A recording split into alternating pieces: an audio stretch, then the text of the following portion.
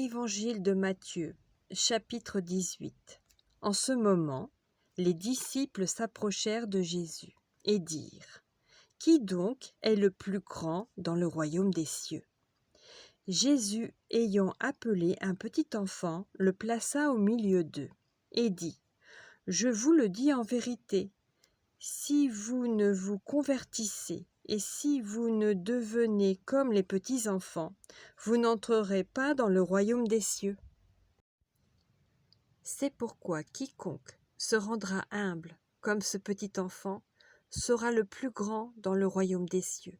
Et quiconque reçoit en mon nom un petit enfant comme celui-ci me reçoit moi-même.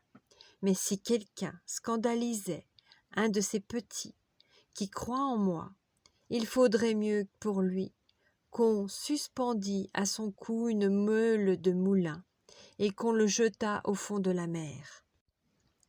Malheur au monde à cause des scandales, car il est nécessaire qu'il arrive des scandales, mais malheur à l'homme par qui le scandale arrive. Si ta main ou ton pied est pour toi une occasion de chute, coupe-les et jette-les loin de toi. Mieux vaut pour toi entrer dans la vie boiteux ou manchot que d'avoir 2 pieds ou 2 mains et d'être jeté dans le feu éternel. Et si ton œil est pour toi une occasion de chute, arrache-le et jette-le loin de toi. Mieux vaut pour toi entrer dans la vie, n'ayant qu'un œil, que d'avoir 2 yeux et d'être jeté dans le feu de la géhenne. Gardez-vous de mépriser un seul de ces petits, car je vous dis que leurs anges dans les cieux voient continuellement la face de mon Père, qui est dans les cieux.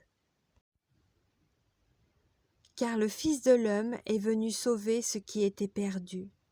Que vous ensemble, si un homme a 100 brebis et que l'une d'elles s'égare, ne laisse-t-il pas les 99 autres sur les montagnes pour aller chercher celle qui s'est égarée? Et s'il la trouve, je vous le dis en vérité, elle lui cause plus de joie que les 99 qui ne se sont pas égarés. De même, ce n'est pas la volonté de votre Père qui est dans les cieux qu'il se perde un seul de ses petits.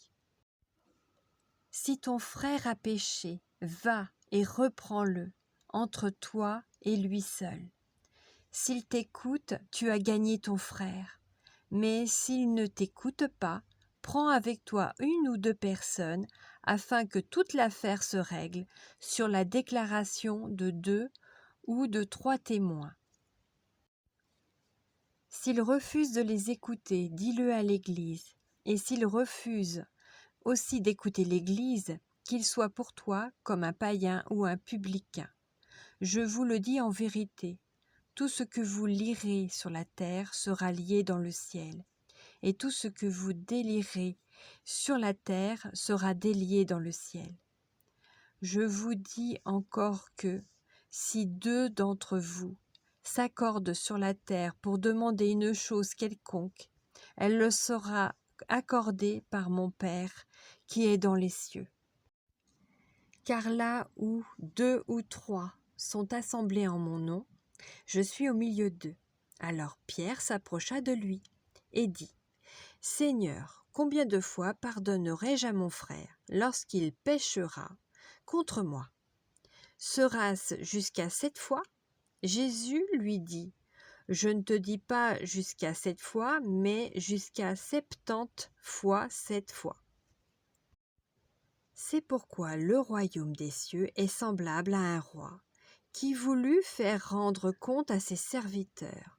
Quand il se mit à compter, on lui en amena un qui devait 10 000 talents.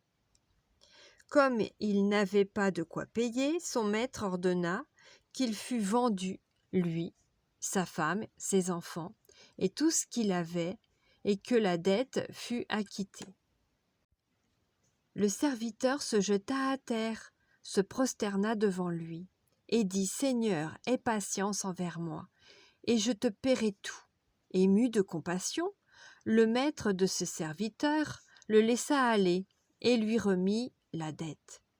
Après qu'il fut sorti, le serviteur rencontra un de ses compagnons qui lui devait 100 deniers.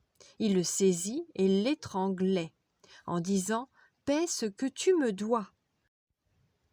Son compagnon se jeta à terre, le suppliait, disant « Aie patience envers moi, et je te paierai ». Mais l'autre ne voulut pas, et il alla le jeter en prison, jusqu'à ce qu'il eût payé ce qu'il devait. Ses compagnons, ayant vu ce qui était arrivé, furent profondément attristés, et ils allèrent raconter à leur maître tout ce qui s'était passé. Alors le maître fit appeler ce serviteur et lui dit « Méchant serviteur, je t'avais remis en entier ta dette, parce que tu m'en avais supplié. Ne devais-tu pas aussi avoir pitié de ton compagnon, comme j'ai eu pitié de toi ?» Et son maître, irrité, le livra au bourreau, jusqu'à ce qu'il eût payé tout ce qu'il devait. C'est ainsi que mon Père céleste vous traitera, si chacun de vous ne pardonne à son frère de tout son cœur.